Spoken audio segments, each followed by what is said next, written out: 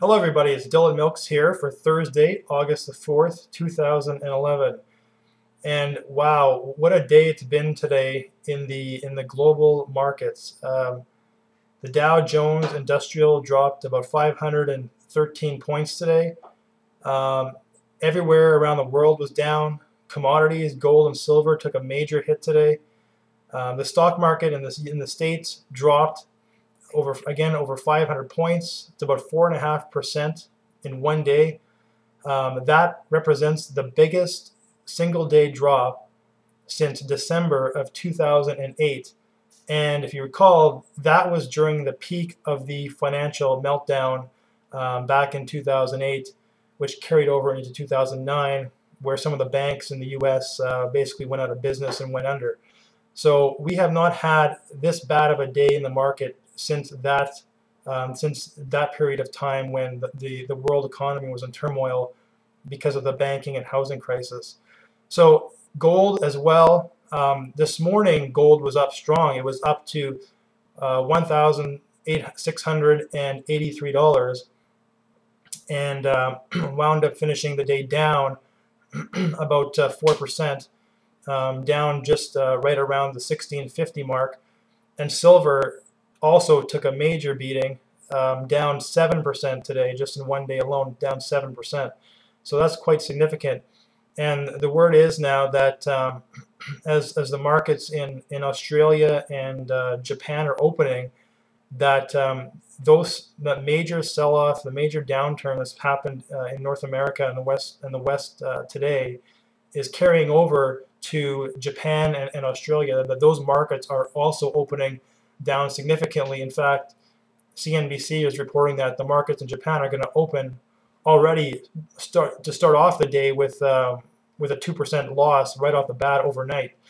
So things are not looking good on that front. And a lot of people are wondering, well, is there any significance of this, or what does this mean? In the last 2 weeks, there's only been one day where the markets have gone up, and after today, seeing the biggest loss in a single day loss since December of 2008 in the height of the financial crisis, people are wondering, well, what does this mean?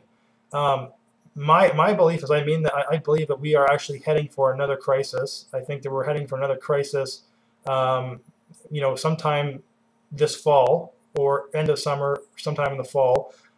Could this be the launching pad for it? Possibly. We'll have to wait and see how that plays out.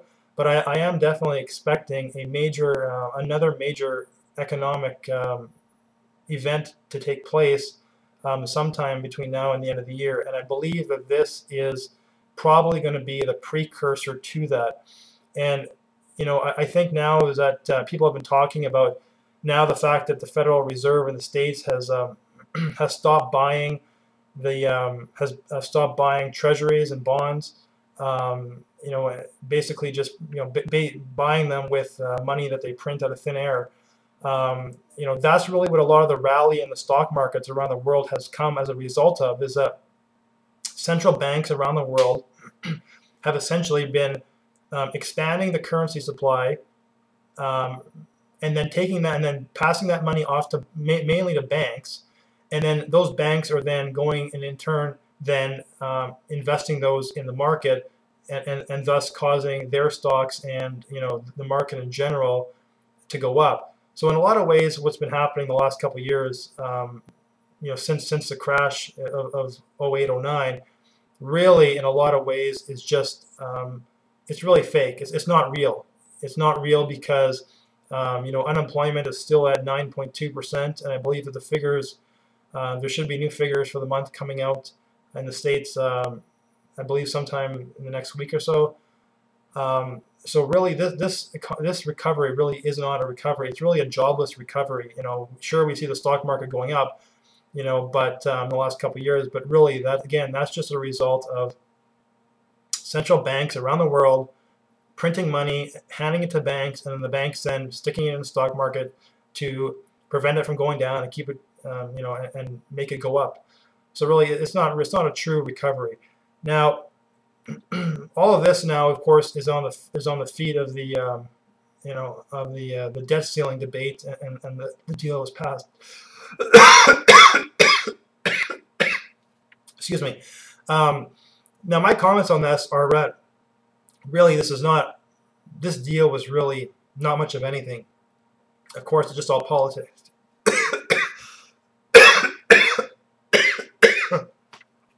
Excuse me again. Just all politics.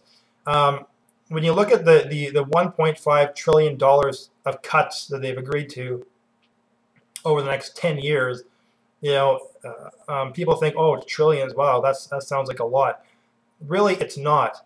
You're talking about 1.5 trillion over over 10 years, and this in a case where each and every single year the U.S.'s budget is increasing between 7 and 8% per year.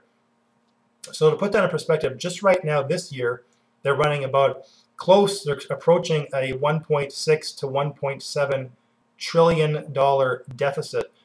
So even if they cut all that money out of this year's budget, they would still be in debt. They would still be running a deficit for this current year.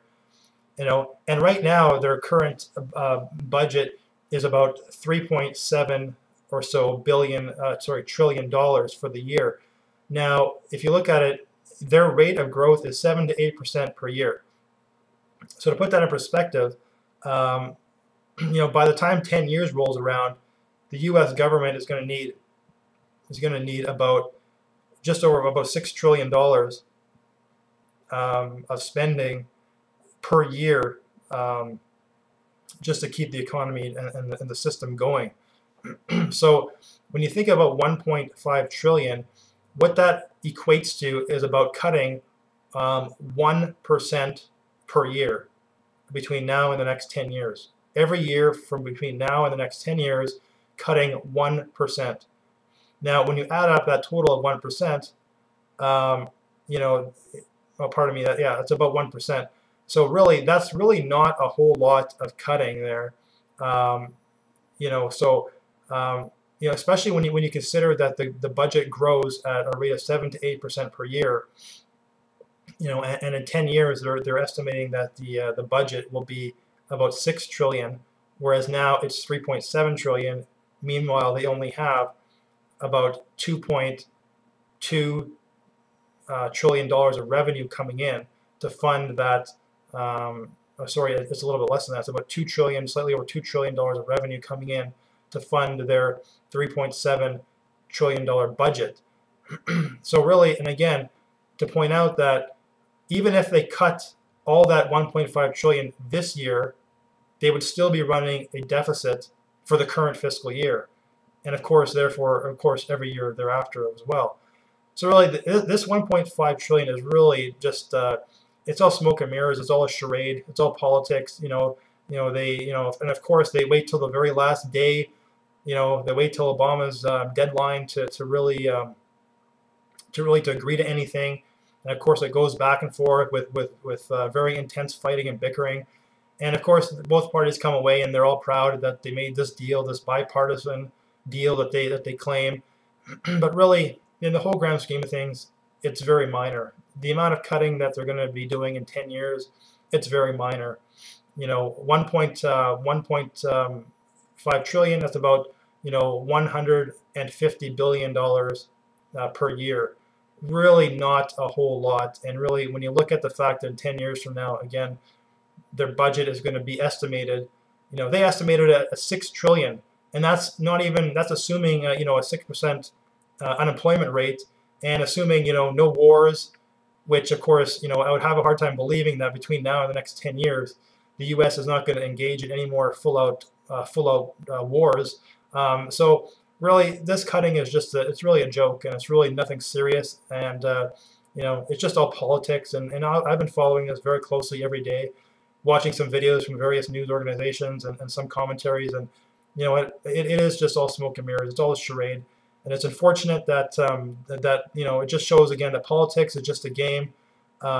It's all about getting elected to power and staying in power. And it's very unfortunate that now that politicians no longer really do anything for the people, but it's all really everything's politics. It's all charade, and it's really sad that that our political system has come to this. But really, I mean, hey, I mean that's what it is. It is what it is, I guess, and that's how it is. But thanks everybody for watching, and we'll see you again next time. So take care. Good night for now.